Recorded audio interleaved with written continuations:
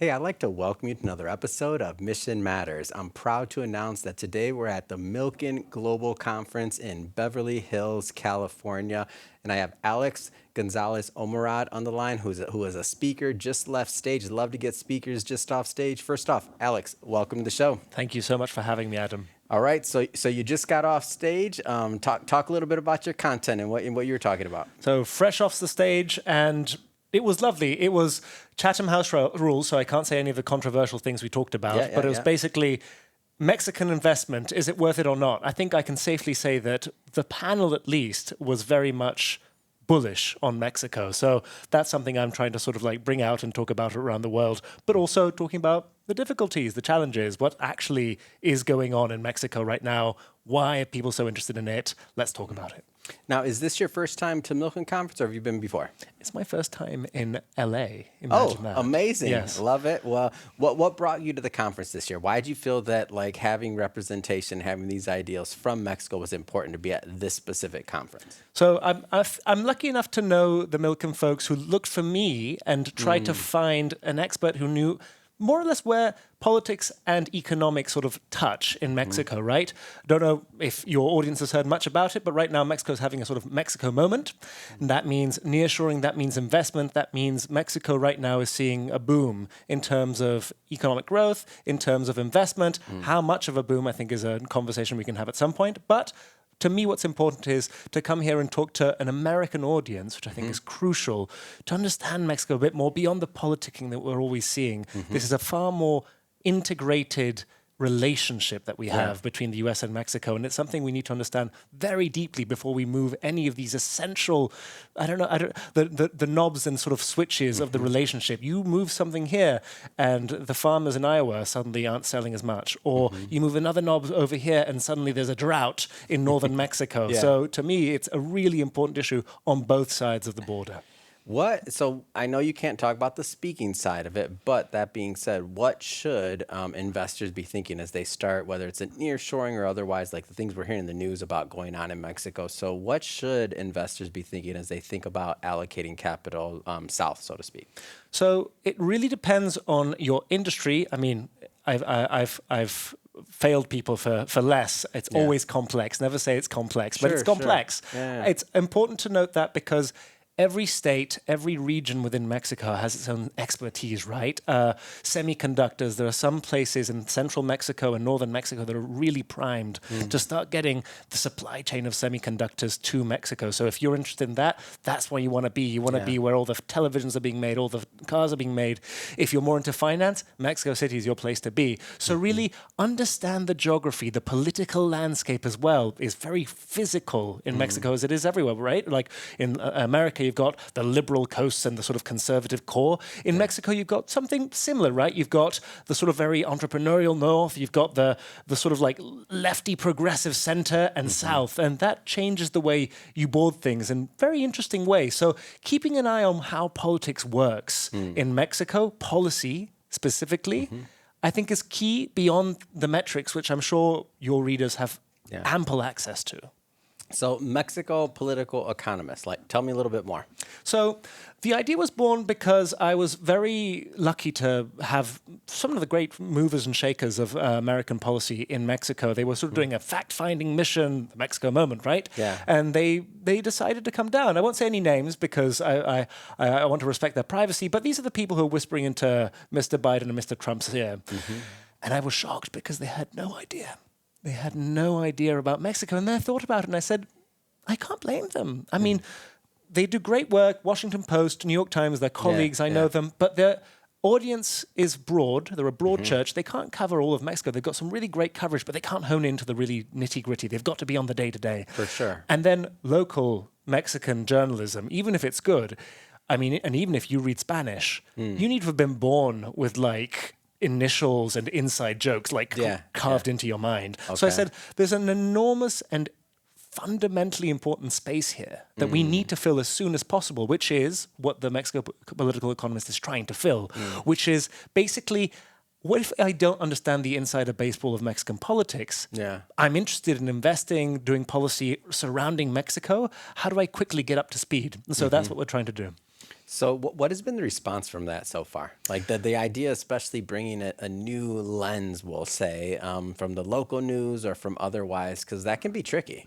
You're absolutely right because, of course, because I'm in the middle of these two Yeah, extremes, that's other people's like playground. There's media. There's like, it's and a you thing. It's and a you thing. and you don't want to be condescending to the people who know, No, you're not saying that. but Yeah, you don't want to like it's go another way, audience. Yeah. No, but you don't want to go way ahead of the people who don't know. And weirdly enough, you sort of want to draw on them both, right?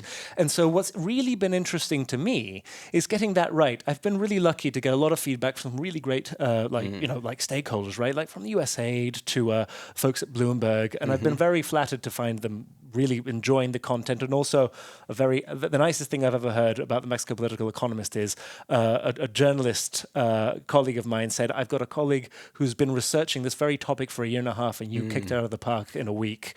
Wow. So to me, that's what's important, right? Let's ignore the politicking of every day, but let's get to the issues quickly. And luckily, we've got the access. We're based in Mexico City, but we're speaking to a global audience, right? And this isn't just America, even though America is probably the most important. So we're talking India. We're talking how does Mexico triangulate this weird trade war between China and the United States? To us, it's essential for people to understand this before they make any moves, really. So what has been some of the feedback, I'd say, from abroad? So we talked about from, internally in Mexico, but abroad, like what's been some of the feedback? So to me, what's been really interesting, a bit of self-critique here. I've really tried to hone into what's the lowest common denominator that people know about Mexico, right? I'm consistently shocked, and this is a symptom of the United States still being a superpower and still being very much involved in itself, right? Yeah. I don't want to say self-involved because they do care about the world, but it's just a black hole of like attraction here. For sure. And so how low do you have to go before you're opening that door to people who have no idea about Mexico and who probably actually don't know they need to know about Mexico? So that's a big reason I'm here at Milken, right? I'm talking to the stakeholders who need to know about Mexico from a high level. And what's been sort of very gratifying to me is everyone's very keen to subscribe, but also to quickly hand me on to other people because they're like, oh God, you're needed here. Yeah. And that's been very gratifying. What industries are you focusing on right now? So I think it's basically anything Mexico's involved in, which is virtually everything to some extent. Yeah. But of course, in its own niche, in its own sort of like part of the vertical, and also wherever it's most affected by like policy and politics, right? Be it the United States and Mexico, or internal policy, or even local policy. So, for example, we're in a massive drought right now in central Mexico. And so there's lots of industry that really depends on water. And so like water security is something we talk about. But then, of course, there's other sort of wonderful opportunities about like how different states are banding together to do clusters for aerospace and car engineering and stuff like that. So to me, it's anywhere politics touches sort of a global economic supply chain or conversation, we can suddenly have that. And it goes into the social as well. This week we're publishing a piece on how Chapultepec Park, I don't know if you've heard of it, it's the biggest urban park in the Americas. It's about 4 times bigger than Central Park. And what it does is it's a carbon sink in the middle of Mexico City, but it's also a massive tourist attraction. We cover tourism as well. And what I'm arguing here, sort of tongue-in-cheek, but also relatively seriously, is what happens if we harness the forces of gentrification, all those digital nomads coming from Williamsburg to Mexico City, and we harness them to make the most of this park in a very effective way, because it's very much use it or lose it. And there are empty parts of the park that quickly get filled up with homelessness, with drug abuse. People stop wanting to go there. And then suddenly it's a fire hazard because no one's there. No one's keeping an eye on it. So what if you filled it up with American tourists and stuff like that? What's your vision or the dream for the publication? We got a big entrepreneur community that watches this, a lot of business leaders, a lot of executives. What's the dream for the publication? So for me, it's essential to get into every stakeholder's inbox as soon as possible, right? This is an urgent and important conversation to be had. Mexico, US, Mexico and its role in the world. Yeah. It's inevitable. I mean, people don't realize this. Mexico is the United States' largest trading partner. It's overtaken China. It's essential for the United States. So I need to get into the relevant inboxes. I know it's a niche as well, right? Yeah, I don't think we're CNN. But what's important to me is the right people need to get this information as soon as possible. And what type of content will they expect? So I know it's of course covering Mexico, but what I mean by that is like, is it all articles? Is there audio? Is there like, just give us a feel for the actual content. So we've really honed in on sort of like deep dives, medium-sized text for your inbox. We're also a consultancy, so I've done a bit of consulting with United States organizations. What we've done, the reason I've got semiconductors in the mind is because one such American global organization sort of hired us on to traduce and translate the intricacies of the semiconductor industry, because they had this wonderful consultant who was a very technical person who really understood the ins and outs, incomprehensible to the lay people like me. So how do you explain that in a way that's urgent and clear to a massive audience that needs to know about it? And that's sort of what we do in the consultancy. We sort of make very difficult and complex things simple for you. And we'll be branching out into podcasting as soon as we've got kit as good as this. Man, you need to get into the podcasting side of things too. I'm in. We'll show competition you. is clearly very no. There's no competition. We're friendly here. We've launched over 150 shows, and we love making sure. We're doing one right now, actually, in the Ukraine Business Network in the Ukraine. So Amazing. there's a whole like. We want to help people with missions get their mission out there. That's what we're about here. So that's the point, Alex. No competition. Everybody watching this already knows that. But Alex is newer to the platform. It's okay. So what has been? I like to always get at least one of these kind of pay it forward questions. We're fortunate enough to be at the Milken conference this year. This is your first year, so I have to ask the question: what's been one of your favorite parts about attending the conference so far?